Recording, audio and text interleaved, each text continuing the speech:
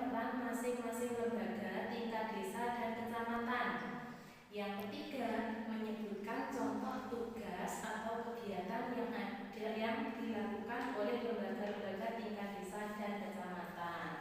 Dan tujuan pembelajaran kelas 5 yaitu siswa dapat menjelaskan pengertian dan makna Negara Kesatuan Republik Indonesia.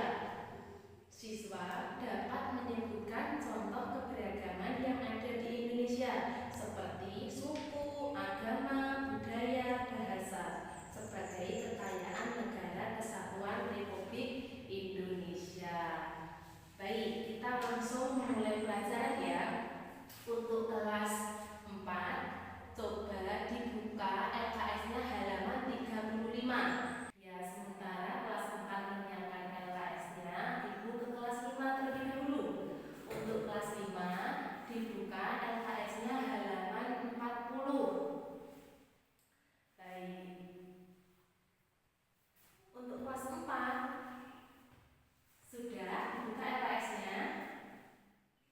Ya, di situ ada materi tentang apa? Mengenal lembaga-lembaga dalam susunan pemerintahan desa dan kecamatan. Kira-kira apa pengertian dari pemerintahan desa? Pemerintahan desa adalah lembaga yang paling dekat dengan masyarakat. Mereka bertugas untuk mengelola desa dan melayani kebutuhan warga. Ada apa saja di dalam pemerintahan desa dan ada siapa di dalamnya? Ya, di dalam pemerintahan desa itu ada kepala desa, ada perangkat desa, dan juga ada DPD. Ya. Kepala desa pengertiannya adalah pemimpin tertinggi di desa yang dipilih langsung oleh rakyat. Kepala desa memiliki tugas, yaitu apa? Memimpin penyelenggaraan pemerintahan desa, melaksanakan pembangunan, pembinaan kemasyarakatan, dan pemberdayaan masyarakat. Contoh kegiatannya misalnya bisa berupa memimpin rapat desa, lalu mempersiapkan kegiatan di desa, terus ada lagi mengatasi masalah warga yang ada di desanya tersebut. Ya, selain kepala desa juga ada perangkat desa, yaitu yang membantu tugas kepala desa seperti sekretaris desa, sekdes, atau kepala urusan yang biasanya kita panggil dengan kaul, dan kepala dusun yang kita singkat biasanya dengan istilah kadus. Ya. Mereka bertugas apa kira-kira? Seperti tugasnya apa? Mengurusi administrasi desa, pelayanan surat menyurat, serta membantu kepala desa dalam berbagai urusan. Contohnya membantu mengurus surat pengantar, mendata penduduk, menjaga kebersihan lingkungan. Kemudian kalau tadi ada kepala desa, perangkat desa, yang ketiga adalah BPD atau Badan Permusyawaratan Desa, yaitu lembaga yang bertugas sebagai wakil masyarakat desa. Mereka memiliki peran penting yaitu menyusun peraturan desa, menyalurkan aspirasi masyarakat desa, dan melakukan pengawasan terhadap kinerja pemerintahan desa. Ya, kemudian kalau tadi itu adalah pemerintahan desa, yang kedua kita apa? Membahas tentang pemerintahan kecamatan. Kira-kira di pemerintahan kecamatan ada siapa saja? Ada camat, terus ada lagi apa? Staf kecamatan. Ya. Kalau camat itu adalah yang memimpin kecamatan. Biasanya camat itu apa? Diangkat langsung oleh bupati. Memiliki tugas apa kira-kira camat? Tugas utamanya yaitu menyelenggarakan pemerintahan di tingkat kecamatan, mengoordinasi kegiatan pemerintahan desa, serta melayani masyarakat. Selain camat, ada apa tadi? Staf kecamatan. Ya, dia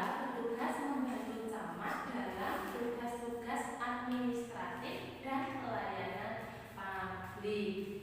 Kira-kira sudah mengerti tentang apa tadi? Tentang lembaga yang ada di pemerintahan desa dan pemerintahan kecamatan. Ada yang mau ditanyakan dari anak-anak?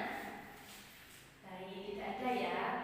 Ya, kalau begitu, kalau kalian sudah paham dan tidak ada pertanyaan, bisa langsung mengerjakan soal yang ada di LKS. Ya, kalian diskusikan dan